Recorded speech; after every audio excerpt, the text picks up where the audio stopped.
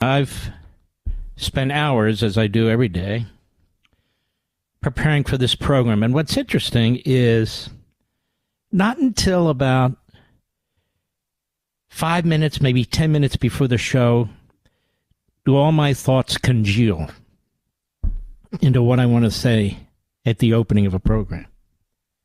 I can't explain it. It's just the way it is. And so I'm reading all these stories. I decided to dig into some of the philosophers. I pulled some books off my shelves.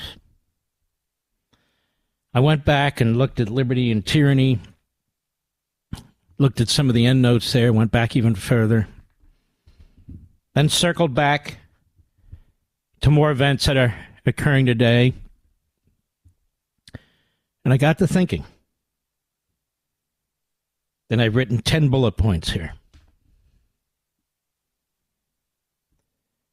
I've got to thinking that we have tens of millions of people in this country who do not want this country to survive. You know, great men, long before I had this radio show, including people who helped found this country, people in Philadelphia at the Constitutional Convention, they embraced certain principles, certain morals, certain religious beliefs. They embraced certain philosophers. Many of them were farmers, but they embraced philosophers nonetheless.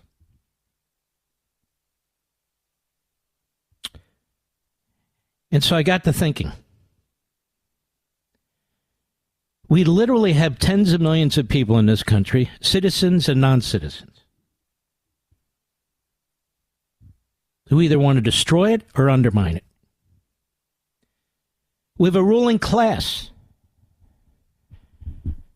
that seems to have no limits on its power. And then there are tens of millions of us who do love this country and want to protect it. And want our children and grandchildren to live in a free, prosperous nation. But we're losing. The Constitution's under attack, a frontal attack. It's not being complied with. The Declaration of Independence apparently is so controversial that we have presidents that when they quote it, they leave out certain phrases in the Declaration because it doesn't comport with their ideology. The vast majority of people in Congress do not believe in capitalism. We even have corporatists who don't believe in capitalism. And certainly our universities and colleges do not believe in capitalism. And what is capitalism? Capitalism is an extension of individual freedom. Voluntary transactions. You can't have a free society and have a socialist government or economic system, a Marxist government. You can't have a country that has no borders, where immigration's out of control. You don't know who's coming here.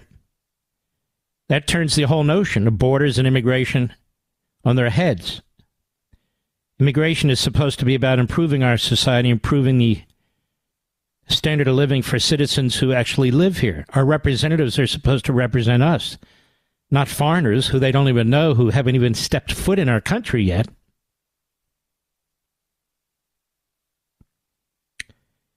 When you have indoctrination disguised as education, and that indoctrination is intended to brainwash children into hating their family, their faith, and their country, that's self-sabotage. No nation can survive that past maybe one generation. When you have a widespread belief pushed by the ruling class, and that includes the media, that abortion on demand, that infanticide is an incredibly popular political issue.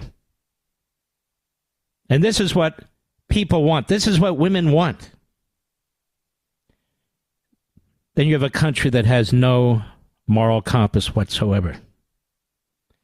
Surgical and chemical mutilation with a new title, transgenderism. of our children. In many cases, without parental notification. No country, no society has ever done that to itself. Ever. When you have profligate, uncontrolled spending, borrowing, printing of money, you're destroying the currency, you're destroying people's savings, you're destroying people's wages, you're destroying their pensions. No better way to rip the heart out of a country than to destroy its economy.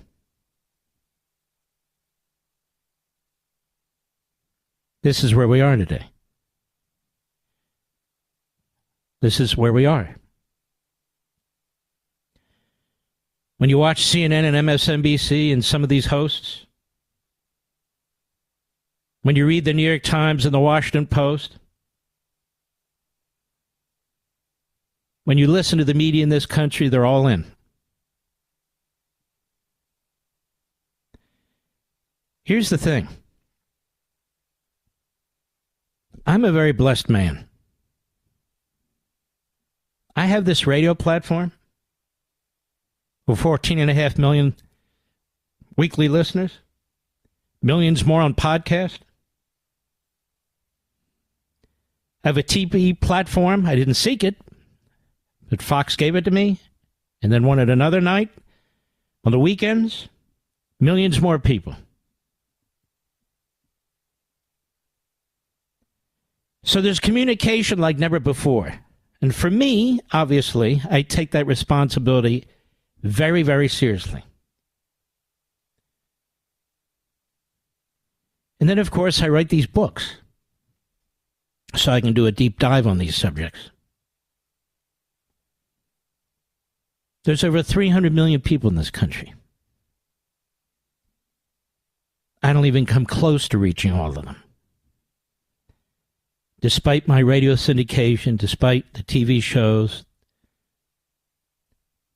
the Democrat Party Hates America has sold in all formats over 300,000 copies. Not nearly as good as I hoped it would be. Because I think a small step in saving this republic is taking that party apart. Because it is the political umbrella. It's the political entity through all these other things that are happening. But it wasn't to be. And it's not to be.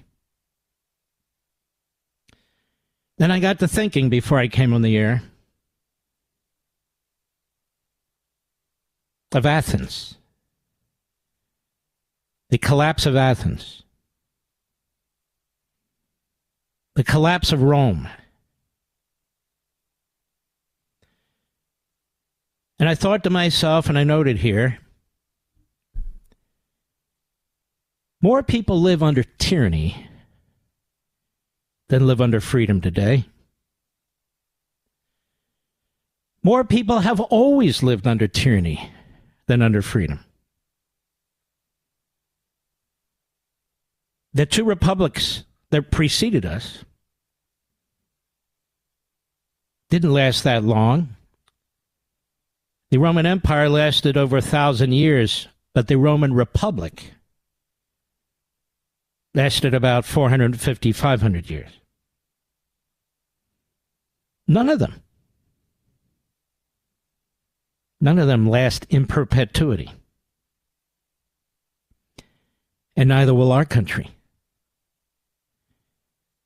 Because our generation, my age in the 60s, and the generation right behind us, the 30s and 40s, are destroying the country.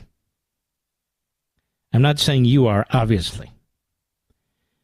But in the aggregate, our generation is destroying the country.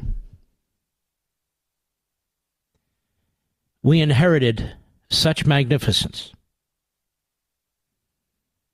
Over 200 years of blood, sweat, and tears.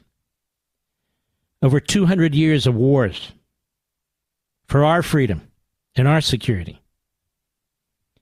Over 200 years of innovation. of experimentation, of failing and then succeeding. And it takes one generation. As it turns out, it takes one presidency to destroy it all. To destroy it all. And if people don't want to be free, and if people don't want a republic, and if people don't want a functioning civil society where families can happily walk the streets, where the border's secure, then we're not going to get it. I've often said the real puzzle of liberty is that liberty provides a platform for the creation or the advancement of tyranny. There's really no way around it.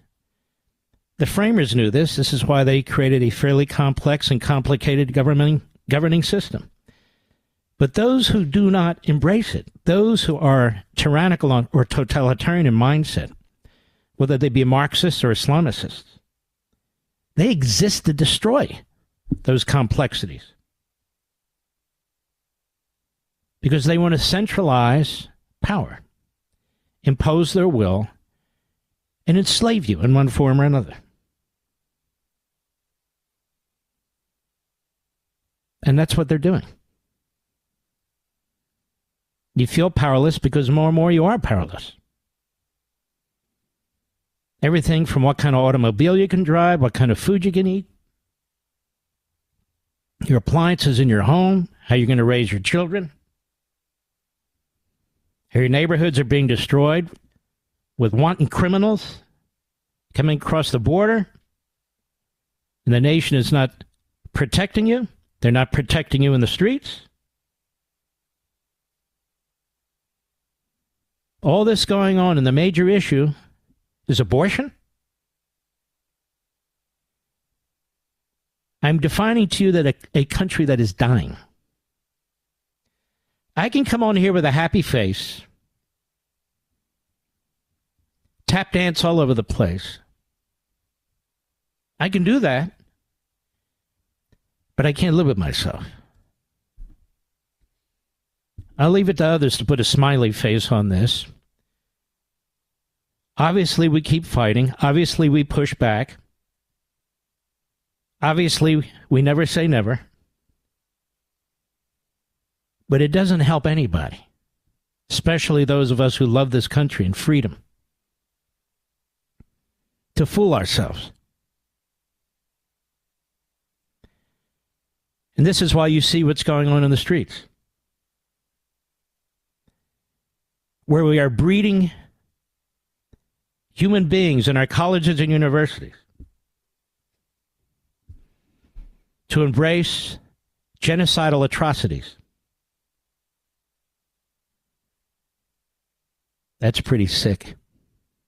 And in media, that plays moral equivalency between those who rape, brutalize, slaughter, burn, and those who don't.